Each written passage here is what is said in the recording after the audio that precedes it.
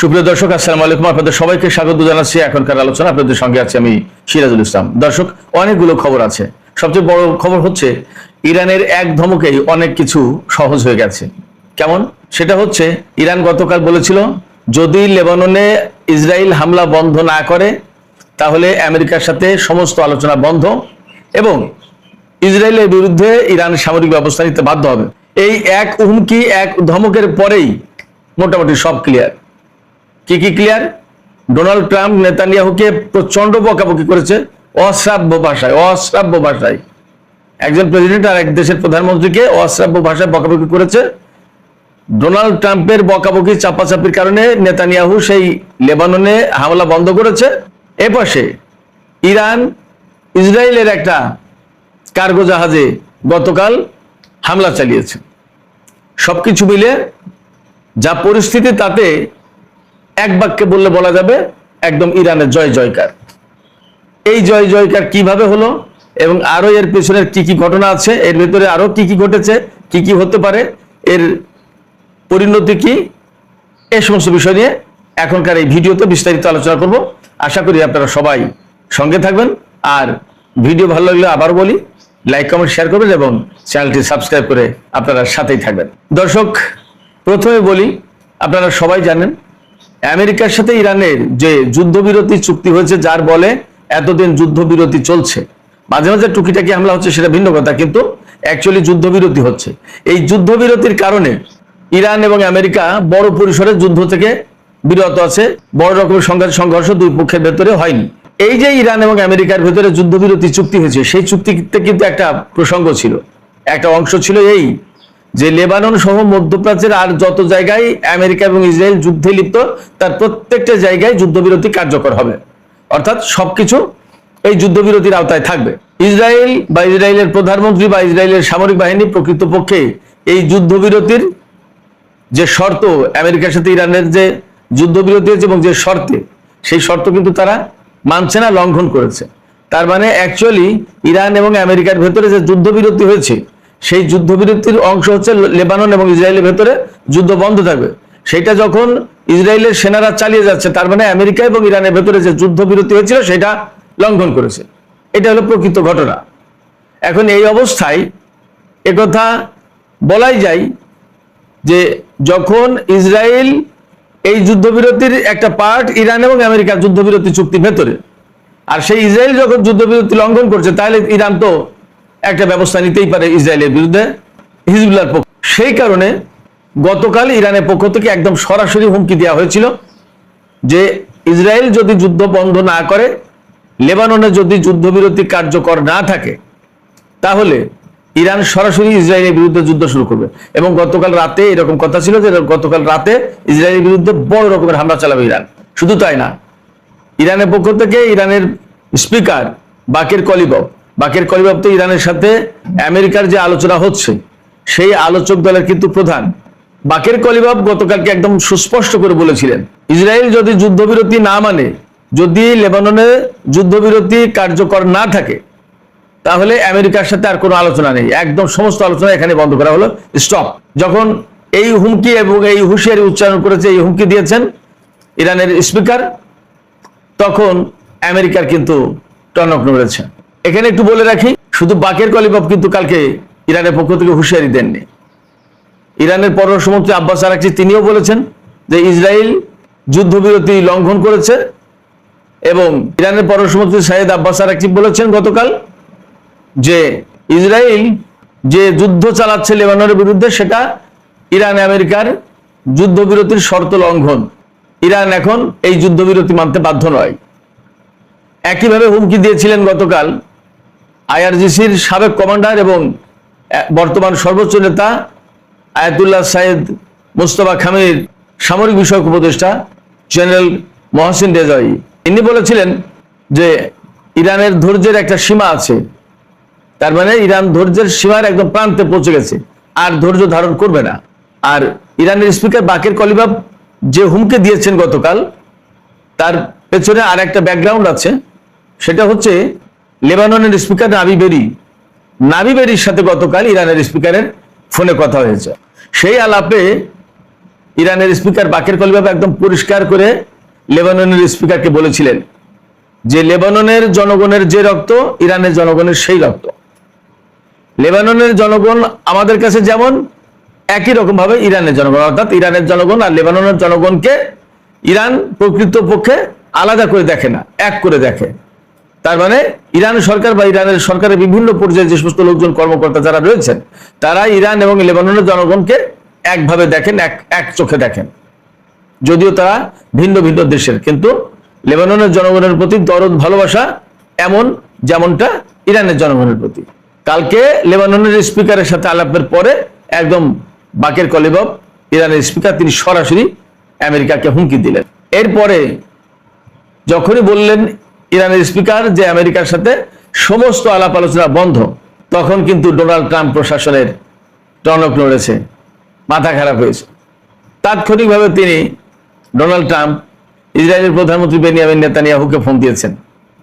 Phone দিয়ে president Donald Trump নেতানিয়াহুকে simply অশ্রাব্য ভাষায় গালিগালাজ করেছেন, বকাবকি করেছেন। তিনি একটু ভালো ভাষায় বলেছেন যে আপনি কি পাগল হয়ে গেছেন নাকি, আপনি কি করছেন, এগুলো হলো ভালো ভাষায় বলা, এগুলো ভালো ভাষায় বলেছেন। আর বাকিটা সে কথা এখানে উল্লেখ করা যাবে না।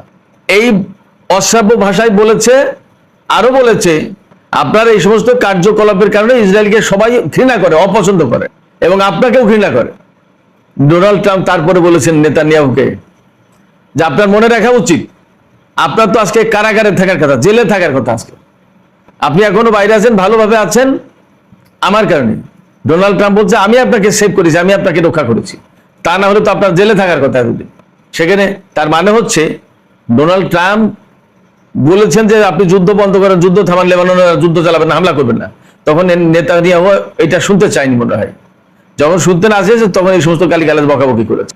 কারণ হচ্ছে কি, এখানে এসে আসল কথা হচ্ছে যে ইরান যে কালকে বলেছে না যে কোনো আলোচনা মানে সমস্ত আলোচনা বন্ধ, এখানে ফুল স্টপ।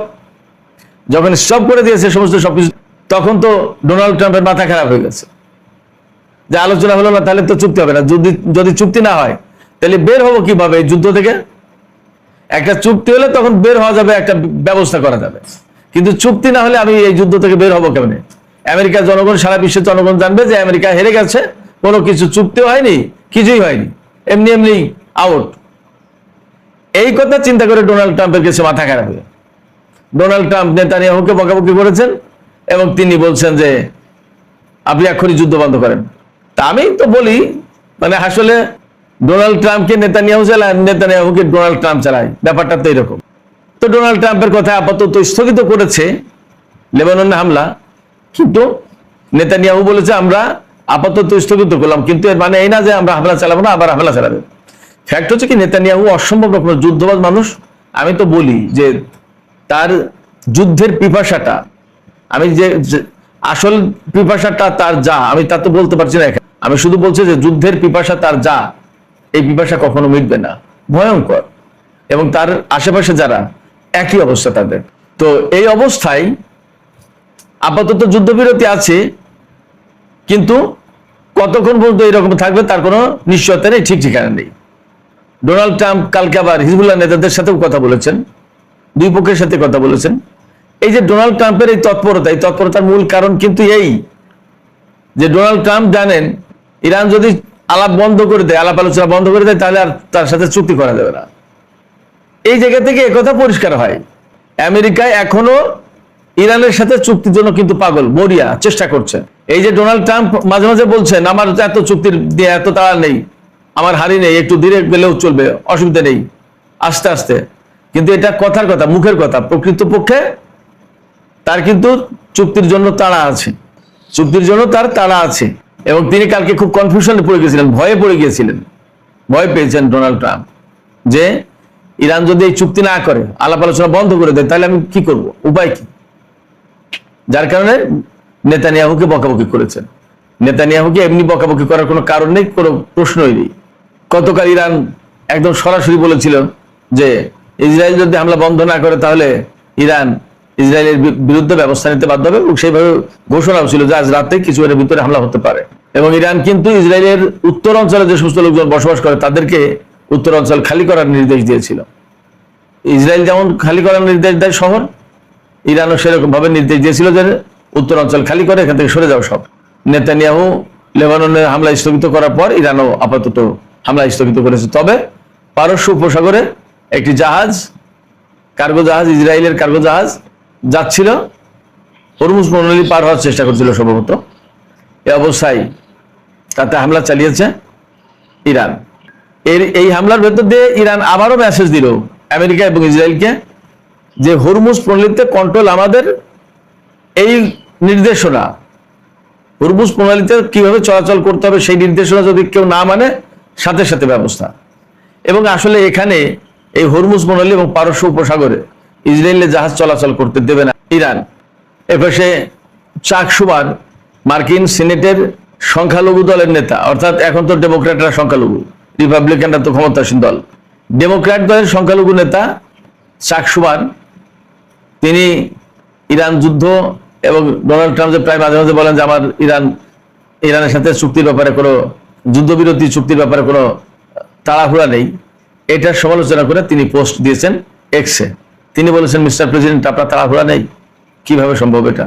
তার মানে তিনি সমালোচনা করেছেন যে যেখানে যুদ্ধে সারা বিশ্ব এরকম অর্থনৈতিক সংকটের মুখে, তেলের দাম, গ্যাসের দাম বেড়ে গেছে, জনজীবন অনেকটা বিপর্যস্ত, এবং গতকাল ইরান যখন এই ঘোষণা দিয়েছিল তখন তো তেলের দাম আবার বেড়ে গেল।